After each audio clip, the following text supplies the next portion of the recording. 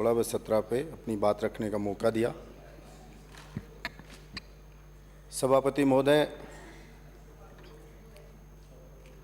शुरुआत से हम सुनते भी आ रहे हैं, हम सब जानते भी हैं और सब लोग कहते हैं कि जहाँ शांति होती है वहीं बरकत होती है। हिस्ट्री में भी हमने पढ़ा, माननीय सदस्य कृपया शांत रहे। इस राजा ने अपने राज्य में शांति बना के रखी, अपनी फोर्स को संतुष्ट रखा, उस राज्य ने उन्नति की। सभापति महोदय, चाहे कोई गांव हो, चाहे शहर हो, या राज्य हो या देश हो,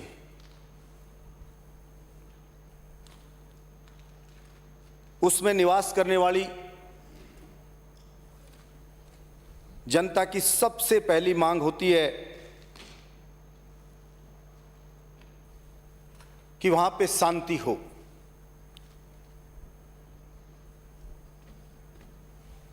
आबादी जहां पे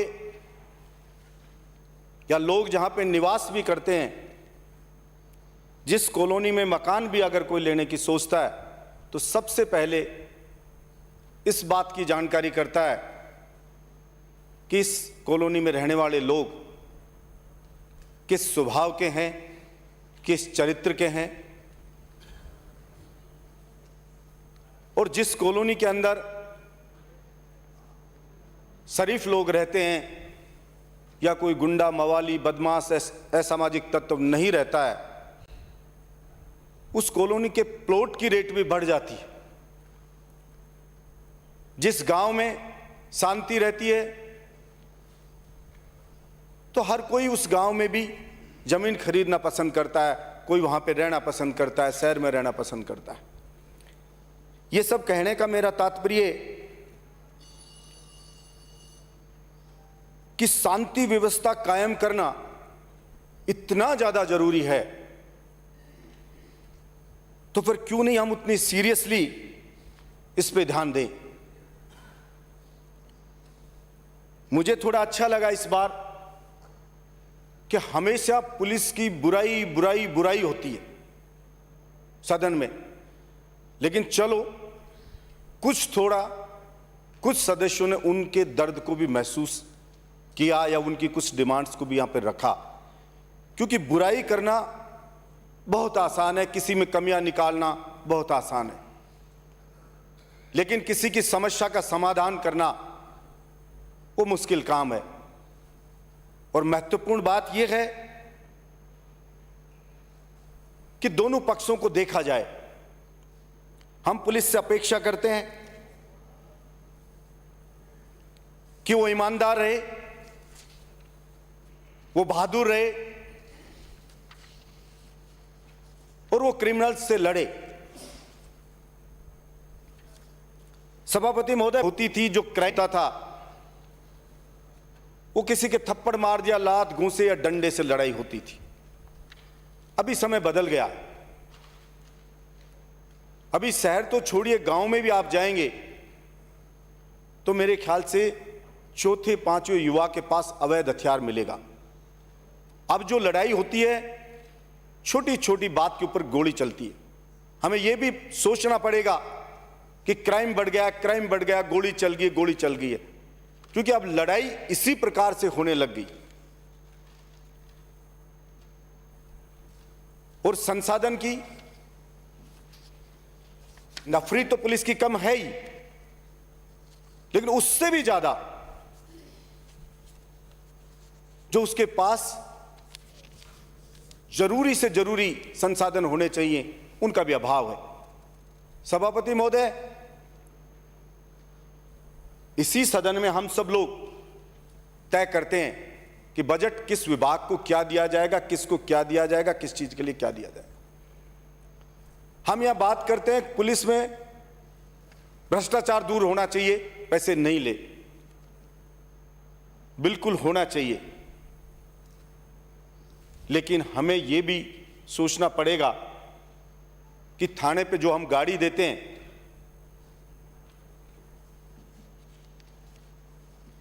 और उस गाड़ी जो चलती है उसको बोल दिया गया आपको 200 लीटर डीजल मिलेगा।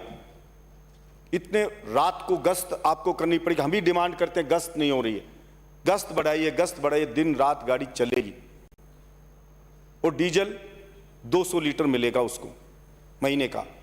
चलो 200 लीटर भी दो, उसके बाद उस डीजल का पैसा सभापति महोदय एक साल हो जाती है, ऑन रिकॉर्ड चीज है, 50-50 लाख रुपया उधारी पे चल रही है गाड़ी। और जो पेट्रोल पंप वाला है उसने देने से मना कर दिया, दूसरे से लाओ उसने मना कर दिया, पैसा नहीं दिया जा रहा है। क्या हम सब लोग ये नहीं जानते कि वो गाड़ी का ड्राइवर है? हम कह रहे हैं कि ईमानदार रहे तो डीजल वो कहां से लाएगा? अपनी जमीन जायदाद बेच करके देगा या तनख्वाह से भरेगा?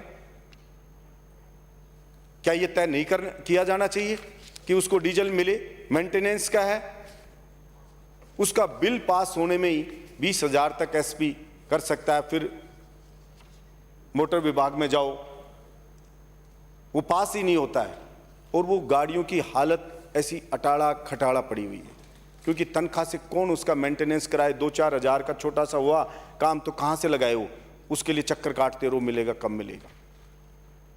गाड़ियां पुरानी हो गई हैं, चलते चलते कहीं बंद हो जाती है, कहीं टायर फट जाता है, कहीं जाम हो जाता है, कहीं गियर जाम, कहीं क्लिच फेल, ऐसी बुरी हालत है।